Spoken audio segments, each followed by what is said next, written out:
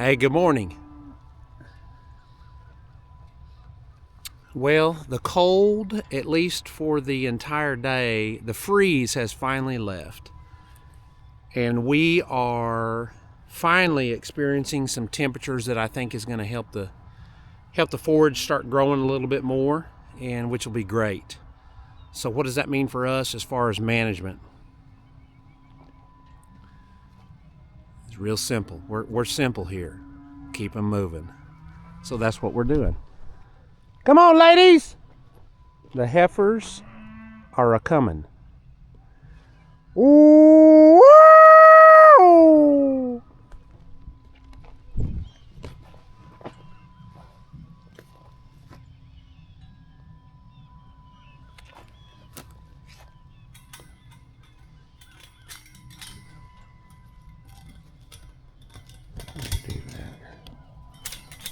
That's what I need to do right there.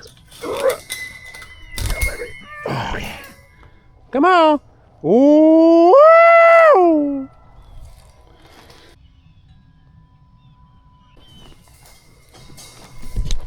So we've got kind of well, it's not really busy. It's just a normal day. But we're going to get the heifers moved, get the cows moved. The goats will move tomorrow. And then we've got to go and get some fence built for the wethers. We're ready to start moving them out on pasture, I think. Come on, ladies. Woo! Come on. Woo!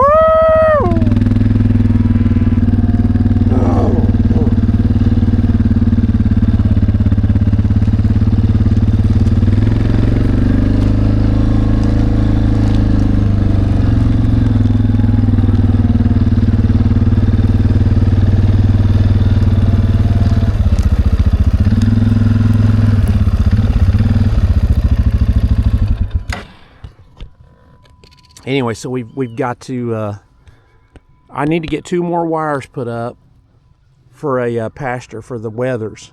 It's where we'll take them out and every day and then bring them back in the evening and pin them up with Sam and give them a little feed. And we're doing that finishing process. Here come some of the babies. That finishing process where we get them ready for the sale barn, because that's kind of how they like them. They want them, you know, there's really not a feed lot, at least in our area that I know of, for goats. I'm sure there's individuals that do maybe feed goats as part of their income, and that's basically what we're doing. We're just doing our own goats. But there's it's not set up like the cattle market is. You know, where the cattle market, you know, it goes from the cow-calf guy to the stocker guy to the feeders, which takes it to the feedlot. And so for goats, it's just from the nanny or the baby or the what would it be? It'd be the nanny, kid, producer, straight to the processor. So we got to get them for our goats. We've got to get a little extra weight on them because they're not a boar or a boar cross, and I don't know. I haven't ever attempted on the boar or boar cross, and I don't plan on it. But who knows? There may be sometime down the road where I use them as a terminal cross and see if they'll survive just to the point where we sell them. But I know for the Spanish, it helps them sell if you can put a little meat on their bone. So that's what we do. Looks like we got a couple of reds.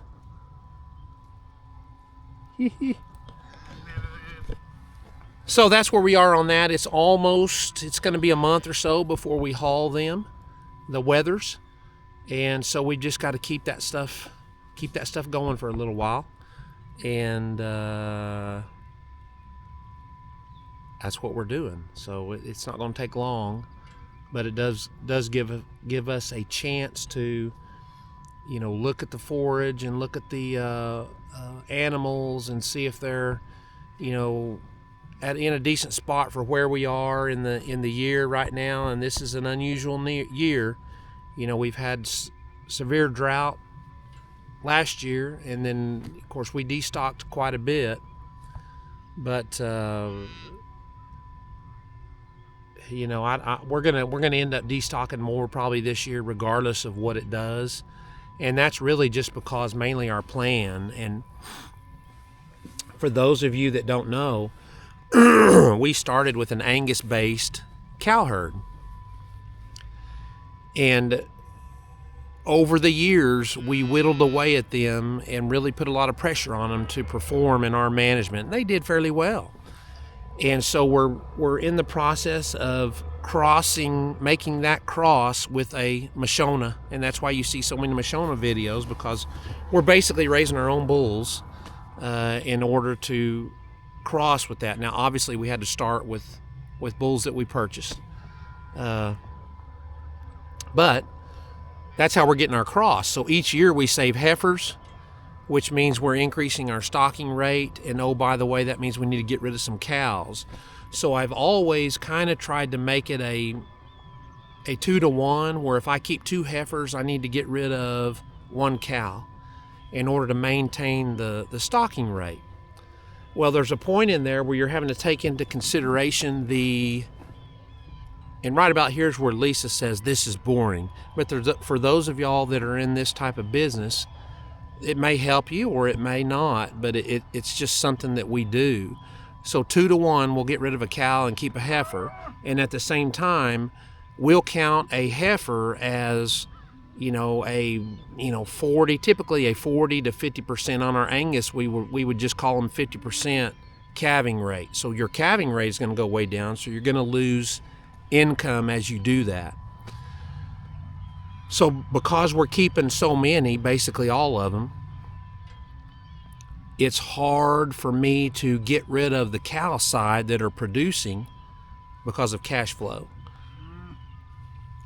So I've been keeping a little bit more instead of getting rid of more cows. But we're to the point now where I think we're going to have enough that we can start getting back on that 2-to-1 and get a little bit closer to our stocking rate. Now, hopefully we'll get moisture, and that'll help it also, because we're still, I say we may be overstocked. We're probably overstocked for the conditions last year.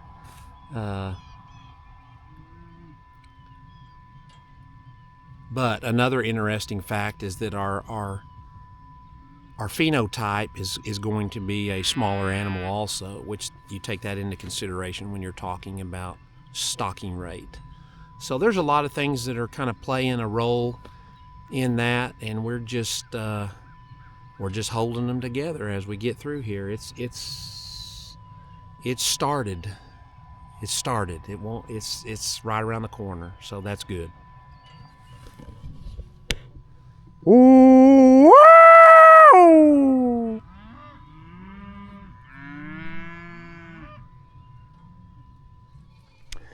Okay, I changed my mind. I'm going to go ahead and move the goats too.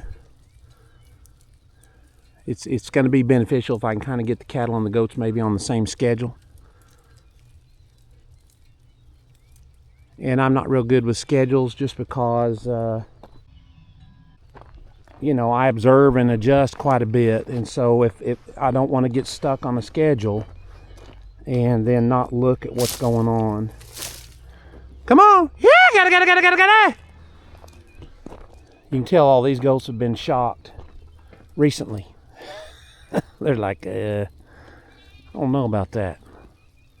That looks sketchy. Yeah, gotta!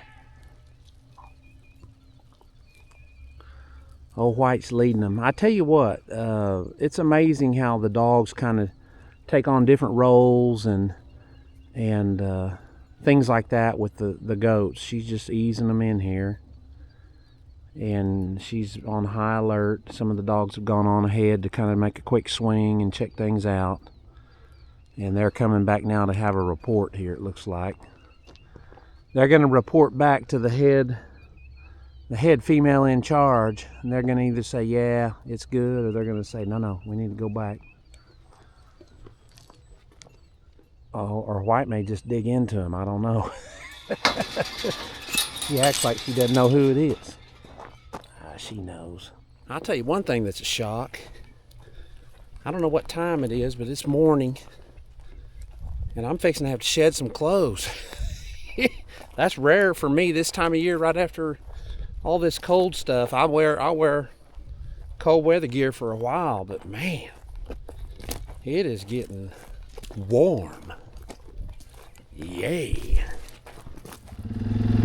Alright, these guys are taking too long. We're just going to go ahead and get them headed that way.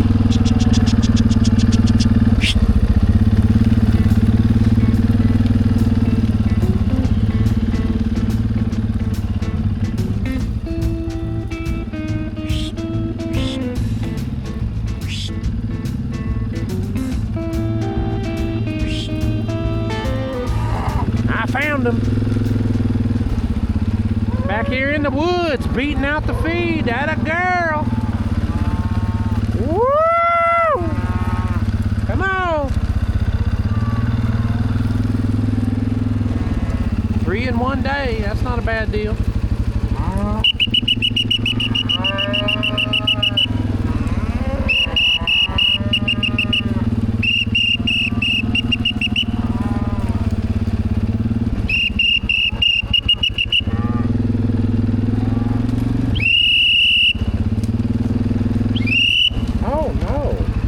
Good. Oh, dear me. That's not good at all. Oh, wait. We don't want to. Oh, darn it.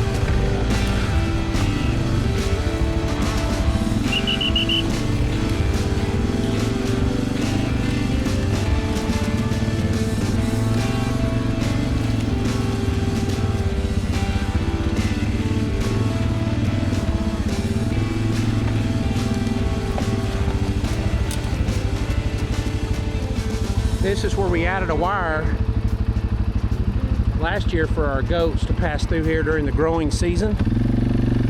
And eventually it'll be passed through here in every season. That's a tire flat waiting to happen right there. I hate it when they're sticking up like that. I mean, you run over that with a tire and it just goes straight through it. It's like a beaver stop by a lake.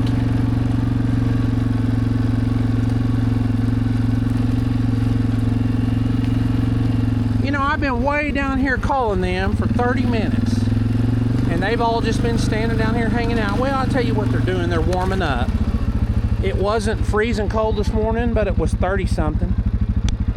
And boy, I tell you about respecting the fence. Y'all saw where that fence was on the ground. And they were all right there, and there's not one that went over that thing into that pasture. Now, when I moved across it, you could see I was kind of beating that. Maybe you could see it. I don't know if I got it on video or not, where I was not beating her off, but just going, hey, with that Corianne she was fixing to follow me. But that's pretty amazing. Of course, the fence is unbelievably hot right now. I've seen some 12,000 volt readings at the end of the line, which is usually where you'll get your highest readings. Excuse me. But it's hot. I wouldn't want to touch it. I mean, I would not want to touch it. You couldn't pay me to touch it right now. I guarantee you.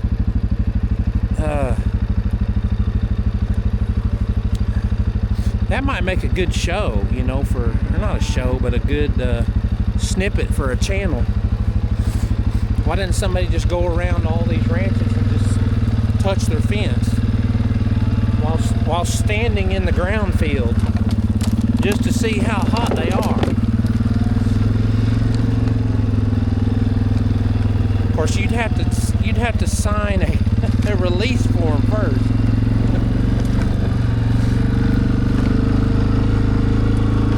I kind of messed up on this gate right here. I wish I would have put 2 gates in here. I put a gate to go into this pasture, which we need to be in that one over there. It's just, these are just going to be pass-through pastures. Probably half days, maximum single day. It just depends on what the cattle are doing and how they're acting while they're in there. If they're sure enough moving around, you know, taking in some yellow and some green and seem to be semi-satisfied, then we'll give them a day. Otherwise, it's going to be a half day. So I'm really monitoring the animals and how they're acting with respect to what I'm giving them right now. And I'm adjusting that with what I think is in there also, which is normally wrong. You know, we can guess, but we really don't know. There's a lot of variables that are playing into it, especially this time of year. Like Ian Mitchell Ennis says, we are constantly managing chaos. And there's no greater example than right now. Woo!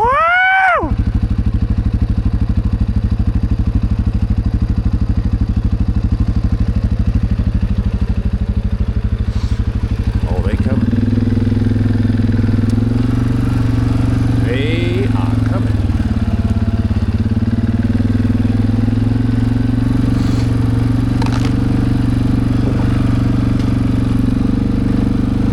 They want to cut that out, Lisa.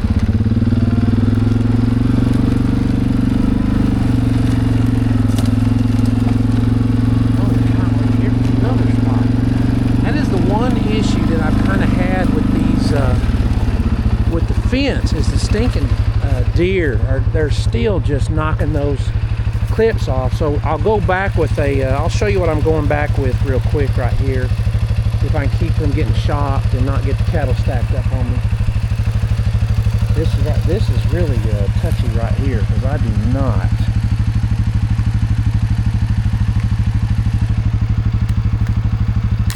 Oh, there we go. Ooh.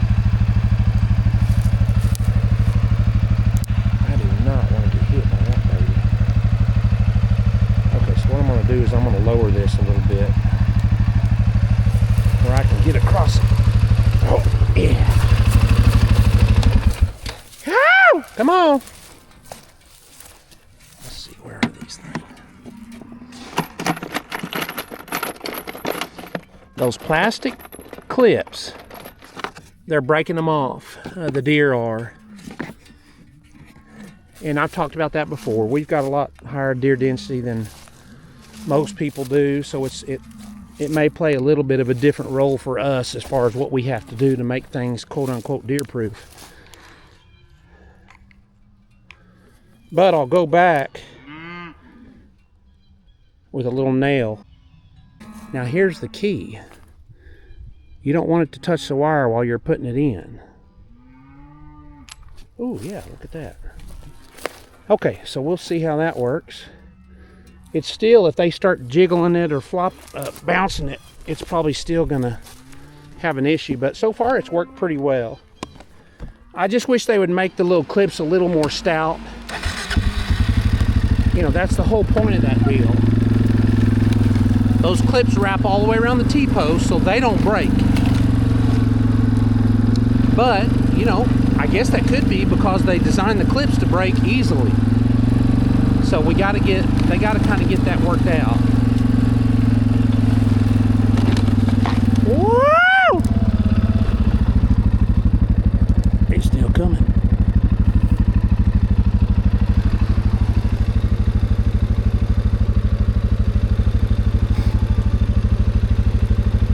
They've actually got quite a bit of feed in here. I could see why they'd want to stay.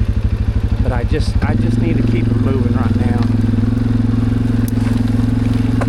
It's not going to hurt the pasture if it gets a little ahead of us. With respect to the drought last year, that will help. Golly, look at all these locusts.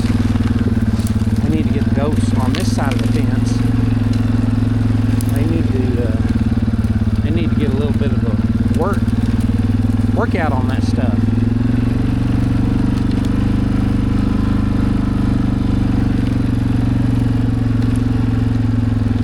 All right, there's a gate right down there. They are still coming. That's good.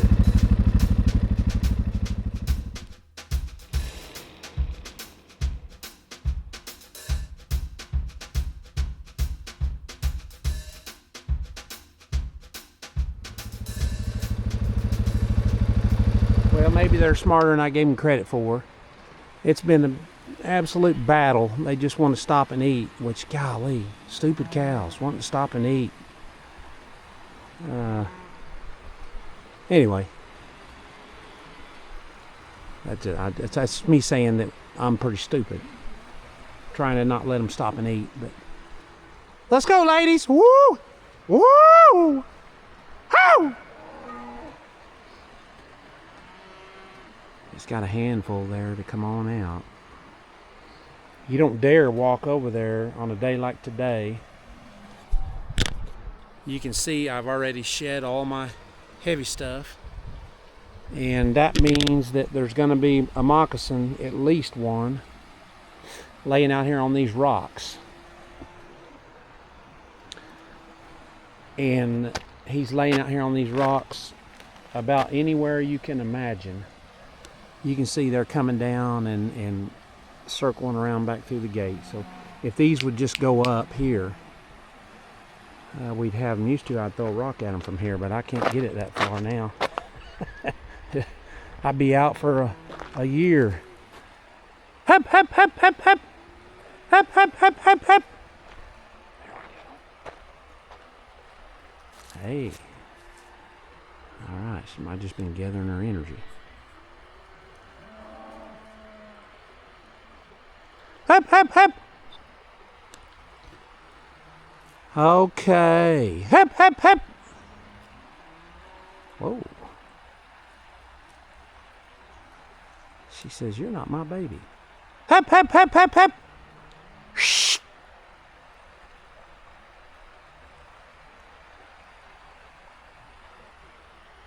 Okay. Patience pays off in the end. I just wish I had more of it.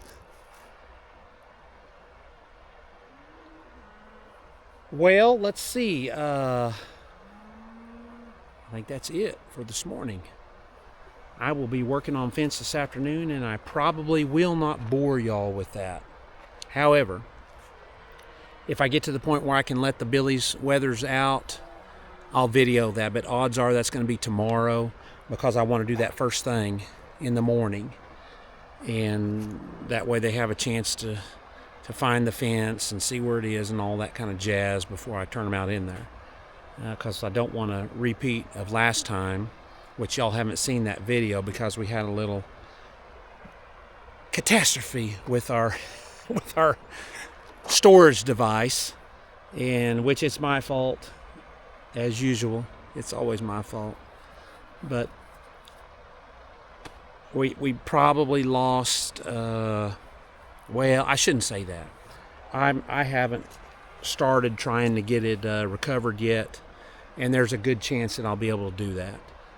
But I'll let you know. But if I didn't, we had a video that I think y'all haven't seen yet, that I had already turned the wethers out once into the pasture I normally do, and we were working on another project, and we just got done with it late, and when I got over there they were gone, and it was almost dark, and so we spent a lot of time in the dark, and every bit of light we had, which is probably about 15 minutes worth, looking, and we couldn't find them. So that was a little bit of a tough night. Didn't sleep very good, but Anyway, maybe we can get that recovered, and we'll show you that video. But that's why I want to be sure, and I should have known better. Actually, I did turn them out that morning, but I just didn't. I got back late to put them up the first time. That's never good. So this time I'll be putting them out in the morning, and I'll probably be over there early to pick them back up. Anyway, sorry for all that explanation, but thank you for watching. And we're moving the right direction now. The weather helps. Amazing. Isn't that amazing? We'll catch you next time.